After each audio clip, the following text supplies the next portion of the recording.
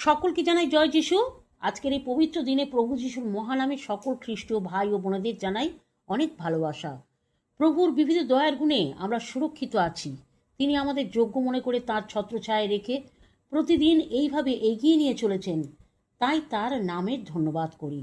আসুন প্রভু যিশু আমার আপনার সকলের জন্য আজকে তার জীবন্ত বাক্যের দ্বারা কি বোঝাতে চেয়েছেন তা পাঠ করি।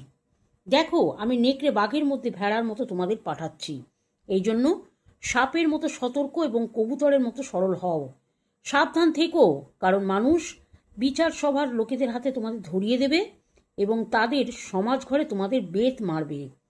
আমার জন্যই শাসনকর্তা ও রাজাদের সামনে তোমাদের নিয়ে যাওয়া হবে, যেন তাদের কাছে তোমরা সাক্ষ্য দিতে পারো। লোকেরা যখন তোমাদের ধরিয়ে দেবে তখন কিভাবে এবং কি বলতে হবে তা ভেবো না। কি বলতে হবে তা তোমাদের সেই সময় বলে দেওয়া হবে। তোমরা যে বলবে তা নয়, বরং তোমাদের পিতা ঈশ্বরের আত্মা তোমাদের মধ্যে দিয়ে কথা বলবেন। কাজেই তোমরা ভয় পেও না। প্রভু বলছেন, যে কেউ মানুষের সামনে আমাকে স্বীকার করে, আমিও আমার স্বর্গস্থ পিতার সামনে তাকে স্বীকার করব।